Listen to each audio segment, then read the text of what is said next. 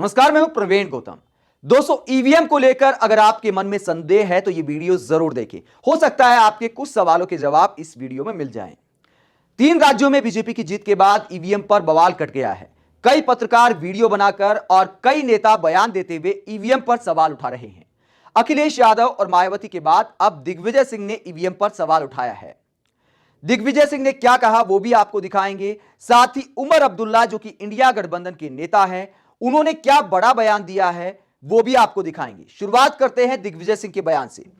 दिग्विजय सिंह ने कहा कि जिस मशीन में भी चिप लगी है उसे हैक किया जा सकता है और अब सुप्रीम कोर्ट और इलेक्शन कमीशन को संज्ञान लेना चाहिए और ईवीएम से चुनाव बंद होने चाहिए। और इसके लिए दिग्विजय सिंह ने 2009 की खबर को आधार बनाया है, जिसमें बीजेपी ने आरोप लगाया था कि ईवीएम की वजह से हम चुनाव हार गए। यह 2009 का आर्टिकल है, जब बीजेपी ने ईवीएम को ब्लेम किया था अपनी हार के लिए, जैसे कि आज के दिन कांग्रेस नेता कर रहे हैं।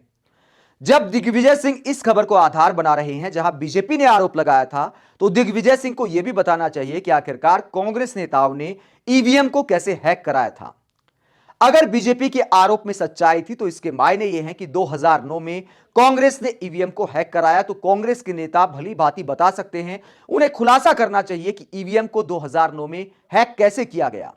अगर नहीं किया कांग्रेस नेताओं ने ऐसा, तो बीजेपी का आरोप भी उतना ही बकवास है जितना आज के दिन कांग्रेस नेता लगा रहे हैं।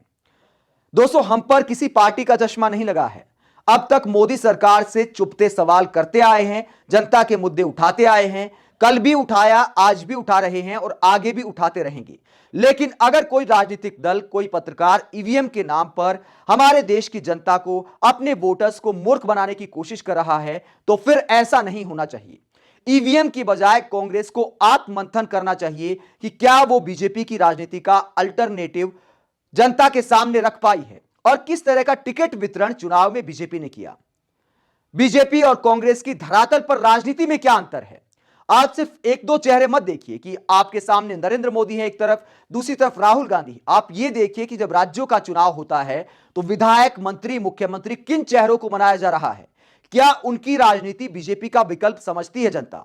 कई सारे लोग सवाल उठाते हैं कि जब व्यापारी भी नाराज है, युवा भी नाराज है, किसान भी नाराज है, तो आखिरकार बीजेपी को वोट कौन दे रहा है। दोस्तों, इसमें एक फैक्ट यह है कि मैं भी बहुत सारे राज्यों में, मैंने भी ग्राउंड रिपोर्ट की है, जनता के बीच गया हूं, किसी पार्टी का चश्मा नहीं लगा है। बहुत सारी पब्लिक ऐसी है जो सारी समस्याएं गिना देगी। आप दुकानदार के पास जाओगे, कहेगा काम धंधा नहीं चल रहा, महंगाई बहुत हो गई है, रोजगार ठप है। लेकिन जब आप ये पूछोगे कि वोट किसको देना है, तो बहुत सारी पब्लिक कहती है कि वोट तो मोदी जी को ही देना है। यह एक सच्चाई है धरातल की, जिसको कांग्रेस नेता नजरअंदाज कर रहे हैं। बहुत सारी पब्लिक ऐसी है जिसे स्थानीय तौर पर अगर दो विकल्प है कि एक कांग्रेस नेता है, एक बीजेपी नेता है, तो उसको कांग्रेस नेता में भी विकल्प नजर नहीं आता। यह सच्चाई है। फिर भी कांग्रेस को अच्छा खासा वोट मिला है मध्य प्रदेश में, लेकिन सरकार नहीं बन पाई, तो उसके लिए कहीं ना कहीं कांग्रेस खुद जिम्मेदार है। कुछ फैक्ट मैं आपको दिखाता हूं। उमर अब्दुल्ला का बयान भी आगे आपको सुनाएंगे। मैंने पिछले वीडियो में भी ये वीडियो मैंने दिखाया था आपको कि ये कांग्रेस के उम्मीदवार रतलाम से जीतने के लिए फकीर बाबा से चप्पल खाने पहुंच गए। फकीर बाबा ने चप्पल खाई, उसके बाद 60,000 वोट से हार गए। अगर ऐसे लोगों को टिकट मिलेगा तो क्या ये बीजेपी की राजनीति का अल्टरनेटिव है। मतलब ऐसे लोग जो चुनाव जीतने के लिए कहते बाबा जी चप्पल मारो, मेरे सिर पर आशीर्वाद मिलेगा, मैं चुनाव जीत जाऊंगा। ये एकमात्र उदाहरण नहीं है। एक और नेता जो जीत गए हैं उनका भी बयान, जीते भले ही, लेकिन क्या ऐसे लोग किसी भी तरह से आज की राजनीति में बीजेपी का विकल्प हो सकते हैं। ये फूल सिंह बरैया है, ये फूल सिंह बरैया है कांग्रेस के नेता। इन्होंने ऐलान किया था कि अगर बीजेपी की 50 सीट आई तो मैं अपना मुंह काला करा लूंगा। क्या किसी नेता को 21वीं शताब्दी में ऐसे बयान देने चाहिए? क्या ये बीजेपी का अल्टरनेटिव है? ये फूल सिंह बरैया का ये बयान सुनिए आप जरा। ये बीजेपी ने शेयर किया मजाक उड़ाते हुए। 2023 के चुनाव में अगर भारतीय जनता पार्टी 50 विधायक भी जीत जाएगी, फूल सिंह बरैया राजभवन के सामने अपने हाथों से अपना मुंह काला कर लेगा। ये मेरी प्रतिज्ञा है। तो ये ऐसे उल जलूल बयान देने वाले नेता ये 21वीं शताब्दी में बीजेपी की धर्म वाली राजनीति का तोड़ है क्या? अगर बीजेपी धर्म के आधार पर राजनीति करती है तो कांग्रेस को करनी चाहिए प्रोग्रेसिव राजनीति। आप हारे या जीते, कमलनाथ जाके धीरेन्द्र शासी के दर पर नतमस्तक हो जाते हैं। उनके बेटे बोलते हैं कि हमारी सरकार बनी तो आईपीएल की टीम बनाएंगे। आईपीएल की टीम का मध्य प्रदेश चुनाव से क्या लेना देना। कोई कहता है मुंह काला करा लूंगा उसकी 50 सीटें आ गई तो। मतलब ये क्या, किस तरह की राजनीति है? बेहद ही मूर्खतापूर्ण और जाहिलता वाली राजनीति है। जब दोनों तरफ अगर मान लीजिए जाहिलता वाली राजनीति हो रही है तो फिर बहुत सारी पब्लिक सोचती है यार इससे अच्छा तो डबल इंजन सरकार के साथ ही चले जाएं। तो आखिर में जब मतदाता वोट देने जाता है तो समस्याओं के बावजूद बहुत सारे पहलू होते हैं। कांग्रेस को अपनी राजनीति पर भी आत्ममंथन करना चाहिए और इसी को लेकर उमर अब्दुल्ला ने आईना दिखाया है। उमर अब्दुल्ला ने मीडिया से बातचीत करते हुए कहा कि इलेक्शन में कई बार आप चुनाव जीतते हैं, कई बार हारते हैं, आपको हर चुनाव का रिजल्ट स्वीकार करना चाहिए। और उमर अब्दुल्ला कहते हैं कि कांग्रेस को ईवीएम को लेकर सुप्रीम कोर्ट जाने की बजाय लोकसभा चुनाव पर आत्ममंथन करना चाहिए। इंडिया गठबंधन को मिलजुल कर आत्ममंथन करके आगे बढ़ना चाहिए बजाय कि इस तरह की बातें करने के। तो जमीन पर जो हालात हैं, जिस तरह की राजनीति कांग्रेस कर रही है, जिस तरह की राजनीति बीजेपी कर रही है, उसके आधार पर कांग्रेस को आत्ममंथन करना चाहिए कि किन फैक्टर पर वोट पड़ रहा है। वोट आज के दिन धर्म के आधार पर पड़ रहा है। वोट आज के दिन जो मीडिया ने पीएम मोदी की छवि बनाई है विश्वगुरु वाली, उस पर भी बहुत बड़ा वोट बैंक है। तो उसका अल्टरनेटिव क्या है? क्या आप सॉफ्ट हिंदुत्व की राजनीति करके या फिर यह दिखा के कि देखिए हम भी धीरेन्द्र शास्त्री के दर पर जाते, हम भी उतने ही हिंदू हैं। धर्म एक आस्था का विषय है, हर किसी का आस्था का सम्मान करना चाहिए। हर पार्टी में सब धर्म के मानने वाले लोग हैं। लेकिन अगर आप यह कहते हैं कि बीजेपी सिर्फ धर्म की राजनीति करती है तो आपको जनता की नजर में साफ एक तस्वीर बनानी होगी कि हमारी सरकार बनेगी तो हमारे ये पढ़े लिखे साफ छवि वाले नेता आपकी सेवा करेंगे और हम इस तरह से सरकार चलाएंगे, इस तरह से युवाओं को आगे बढ़ाएंगे। इस तरह की पिक्चर के साथ अगर आप आगे बढ़ेंगे तो फिर आगे जाके भविष्य में कुछ हो सकता है, वरना इस तरह ईवीएम पर सवाल उठाने का कोई फायदा नहीं है। और जो भी पत्रकार इस तरह की बातें करते हैं सिर्फ मुक्तापूर्ण बातें हैं। अगर आप पर्ची से वोट दोबारा से डलने लग जाओगे तो जब पर्ची से वोट डलते थे तब भी बूथ कैप्चरिंग होती थी। इतना बड़ा देश है, इतने सारे चुनाव होते हैं, कई चुनाव आप जीतते हैं, कई बार हारते हैं। कौन सा अप्रत्याशित चुनाव हो गया? मैं भी गया था मध्य प्रदेश, मेरे दिमाग में बिल्कुल पिक्चर क्लियर नहीं थी। मैंने अपना कोई एग्जिट पोल नहीं बनाया। मुझे लगा कि कोई भी जीत सकता है, ऐसा कुछ नहीं था कि मुझे यह लगा किसी भी सूरत में कि कांग्रेस जीत सकती है। मैं यूपी गया, मैंने कहा कि बीजेपी की सरकार बनने वाली, क्योंकि पिक्चर दिमाग में पूरी क्लियर थी कि किसका वोट बैंक धरातल पर दिखाई दिया।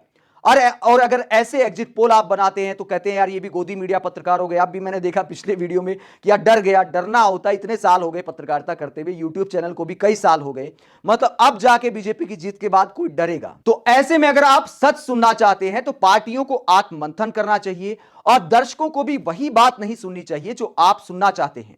आपको सच सुनना चाहिए और सच के साथ ही आगे बढ़ना चाहिए। इतने बड़े देश में ईवीएम के साथ चुनाव होते हैं तो भी पूरा साल हम चुनाव में लगे रहते हैं। अगर दोबारा से हम पर्ची के साथ वोट पर जाएंगे तो भी बूथ कैप्चरिंग के आरोप लगेंगे।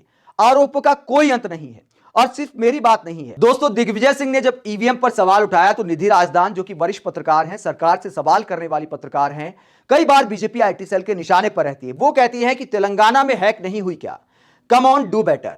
तो कांग्रेस को साफ संदेश दे रहे हैं निष्पक्ष पत्रकार कि ईवीएम पर रोना बंद करिए और आत्ममंथन करिए। आप सोचिए कि आप कैसे उम्मीदवार, कैसे चेहरे मैदान में उतार रहे हैं। क्या आपकी राजनीति जनता के लिए विकल्प हो सकती है? अगर बीजेपी को धर्म की राजनीति का सहारा है, पीएम मोदी के विदेश में डंका बजने का सहारा है, तो आपको जनता को संदेश देना होगा कि आप गरीबों का मुकद्दर बदल सकते हैं। पढ़ाई लिखाई की बात करिए, रोजगार की बात करिए, उसका रोड मैप आप दिखाइए। आपने किया क्या? कांग्रेस भी क्या करे? मुफ्त वाली राजनीति के भरोसे है कांग्रेस भी। हम ये मुफ्त दे देंगे, हम वो मुफ्त दे देंगे। कांग्रेस ने ऐसा कुछ राज्यों में किया, सफलता मिली तो बीजेपी भी उसे ढर्रे पर आ गई। बीजेपी के पास अब क्या हो गया? मुफ्त वाली राजनीति प्लस में पीएम मोदी का चेहरा प्लस धर्म की राजनीति का चेहरा। तो ऐसे में कांग्रेस को सिर्फ मुफ्त वाली राजनीति करने की बजाय बताना चाहिए कि हमारे उम्मीदवार बीजेपी से ज्यादा पढ़े लिखे हैं, अच्छे हैं। इस तरीके से हम सरकारी स्कूलों को बेहतर कर सकते हैं, इस तरीके से रोजगार देने वाले हैं। तमाम राज्यों में इस तरह से जॉब कैलेंडर के जरिए हम रोजगार देंगे, जैसा कि राहुल गांधी ने तेलंगाना में मुद्दा उठाया था। तो ऐसा साफ संदेश अपने प्रचार में मध्य प्रदेश और राजस्थान में कांग्रेस ने क्यों नहीं किया?